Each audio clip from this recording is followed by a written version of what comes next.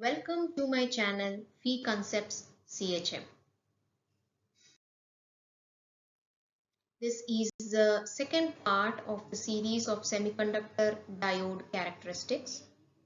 Here we will see the PN junction as a diode. PN junction as a diode. PN junction is called a diode as it has two terminals. So in the diode, that di indicates that it has two terminals and allows the flow of current in only one direction, that is in the forward bias, but not in the opposite direction, that is in the reverse bias. Hence the PN junction diode is used as a rectifier. Reverse bias PN junction. In reverse bias, the negative terminal of the battery is connected to the P side of the semiconductor. So negative terminal is connected to P side of the semiconductor, and the positive terminal, this is the positive terminal of the battery, it is connected to the N side of the semiconductor. Figure B shows the connection with symbol of diode.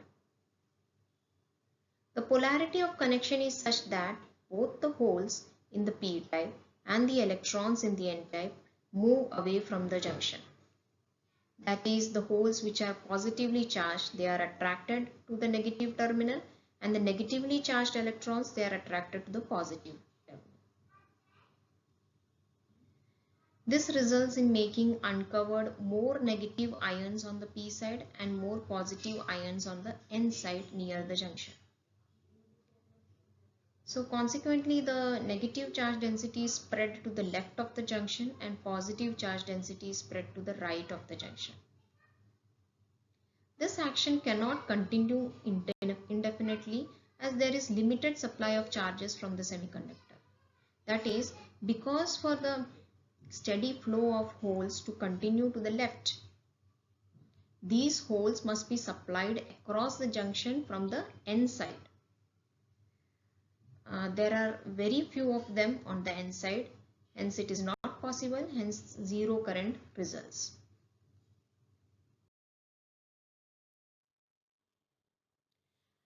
But actually a small current does flow because of some electron hole pairs generated throughout the crystal due to the thermal energy. Such holes are formed on the N side. They will cross over the junction to the P side due to the attractive electric field they experience at the junction. Similarly, the electrons from the thermally generated hole electron pairs on the P side will cross to the N side. Since oppositely charged carriers moving in the opposite direction will add to the net current, there develops a small current through the diode.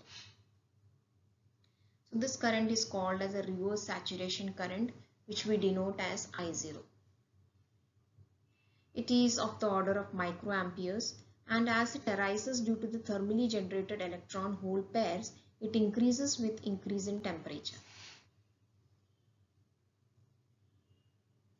Alternatively, in the reverse bias, the height of the potential barrier at the junction is raised, making it impossible for the majority carriers on both the sides to cross the junction.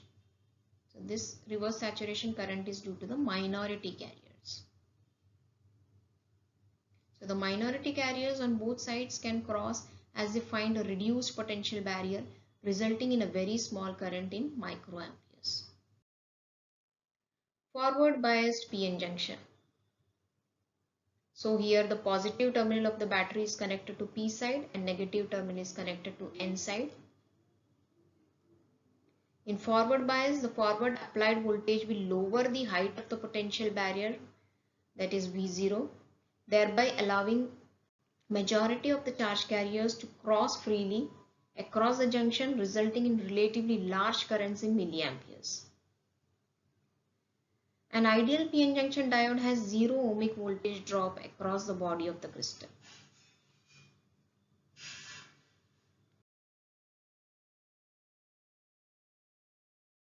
Ohmic contacts.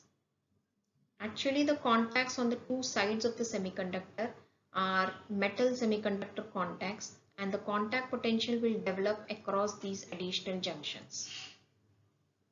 However, the care is taken while manufacturing that these contacts are non-rectifying. That is, these contacts are independent of the direction of the flow of currents. Such contacts are then called as ohmic contacts. If these ohmic contacts, they have very low resistance, hence all the external applied voltage will appear across the PN junction as required. Short circuited and open circuited PN junction. If the voltage V in the reverse bias and the forward bias mode is made 0, the PN junction would be short circuited. Suppose if we assume that the current I is not equal to 0, that is, the semiconductor bar alone supplies the energy required for flow of current, as the external energy, that is a battery source, is not available.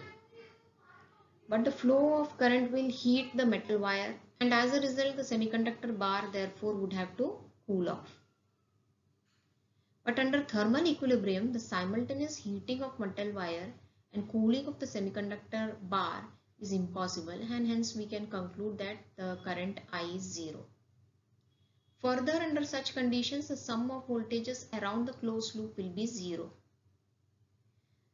The junction potential must be exactly compensated by the metal to semiconductor contact potential at the ohmic contacts. Experimentally, it is not possible to measure the potential difference directly by the voltmeter. Similarly, under the open circuit conditions, the current will be 0 and V0 will be the height of the potential barrier. Large forward voltages. Suppose the forward applied voltage V is increased until V is equal to V0. Then the barrier would disappear and a very large current will flow. The only resistance then is the ohmic contact resistance and the crystal bulk resistance.